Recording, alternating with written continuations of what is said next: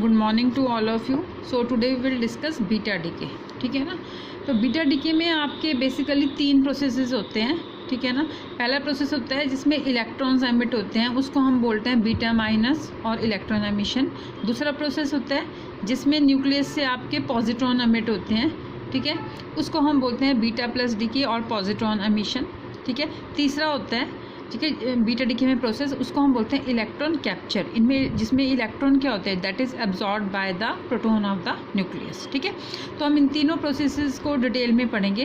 पहले आपका electron emission. ठीक है ना। तो इलेक्ट्रॉन एमिशन में क्या होता है, electrons are emitted by the nucleus to achieve the stability. So this process is called electron emission. ठीक है।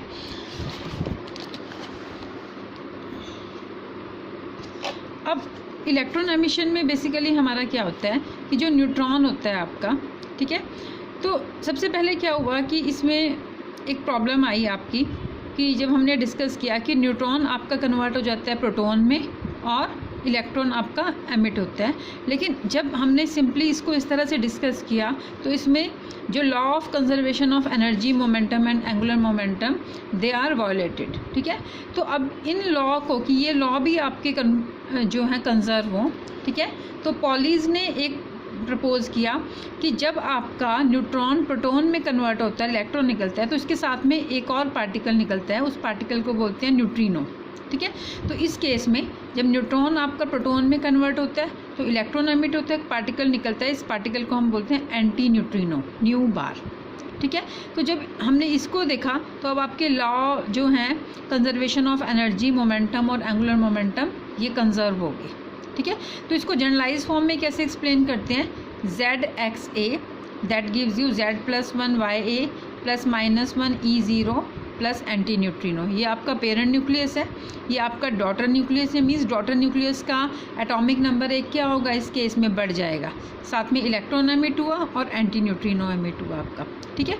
अब अगर हम एज्यूम कर लेते हैं Mi is the rest mass of parent nucleus, Mf is the rest mass of daughter nucleus, Me is the rest mass of electron.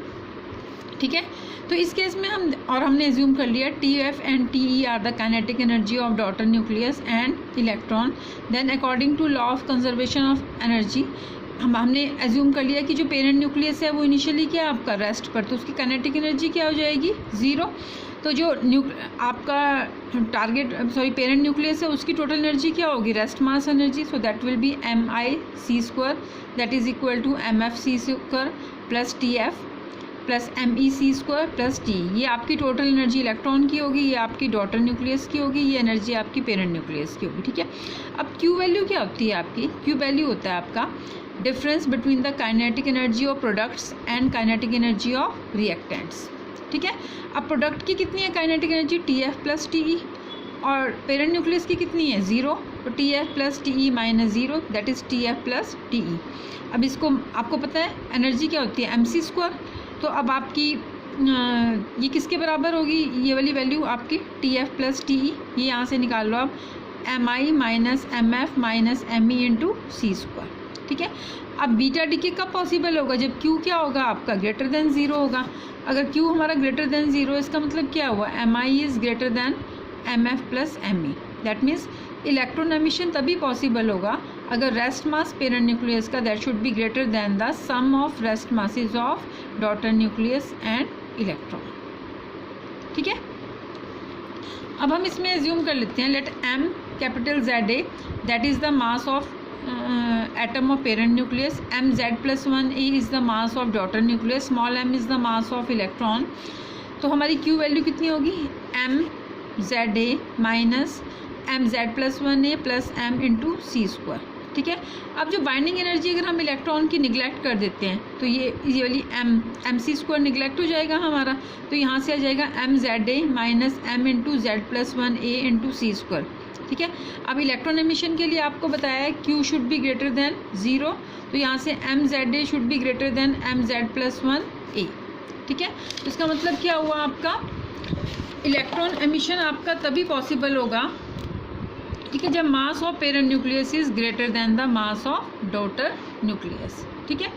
अब second emission होता है हमारा पॉजिट्रॉन एमिशन। पॉजिट्रॉन एमिशन क्या होता है, जिसमें आपका क्या होता है, न्यूक्लियस से पॉजिट्रॉन एमिट होता है, ठीक है ना, to achieve the greater stability, ठीक है। अब पॉजिट्रॉन क्या होता है, पॉजिट्रॉन क्या होता है, it is anti particle of electron, means इसकी सारी प्रॉपर्टीज़ इलेक्ट्रॉन वाली होती हैं, सिर्फ पॉजिट्रॉन के पास पॉजिटिव चार्ज होता है और इलेक्ट्रॉन के पास नेगेटिव, ठीक है। तो पॉजिट्रॉन एमिशन में क्या होता है, proton is converted into neutron, ठीक है, पॉजिट्रॉन एंड न्यूट्रिनो। तो आपका प्रोटॉन कन्वर्ट हो गया न्यूट्रॉन में, पॉजिट्रॉन और न्यूट्रॉन। इस जनरल रिएक्शन को हम कैसे रिप्रेजेंट करते हैं, जेड एक्स से, that is gives you Z-1Y plus positron plus neutrino, ठीक है। अब इसके लिए क्यू वैल्यू कितनी हो जाएगी आपकी, अगर रेस्ट मास आपका पेरेंट न्यूक्लियस का Mi है, डॉटर का Mf है, इलेक्ट्रॉन का Me है, तो Mi minus Mf minus Me into सी स्क्वायर, ठीक है। तो अब अगर मासेस की फॉर्म में देखते हैं तो MZA, ठीक है ना, that gives you MZ-1A plus Me into C square, ठीक है।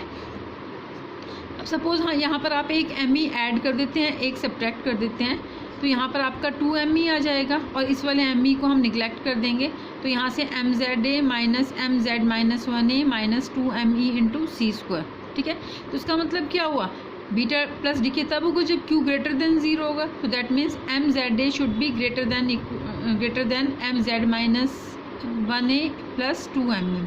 तो पॉजिट्रॉन एमिशन कब होगा आपका, अगर rest mass of parent nucleus is greater than the sum of rest masses of daughter nucleus and twice the rest mass of positron, ठीक है। Third process होता है आपका इलेक्ट्रॉन कैप्चर, ठीक है। इन इलेक्ट्रॉन कैप्चर में क्या होता है आपका, a nucleus absorbs one of the inner electrons of the atom and proton becomes a neutron and a neutrino is emitted. जैसे आपका ये प्रोटॉन है, इसने एक इलेक्ट्रॉन को क्या किया, आउटर न्यूक्लियस से इनर ऑर्बिटल इलेक्ट्रॉन को एब्जॉर्ब कर लिया, तो आपका ये न्यूट्रॉन में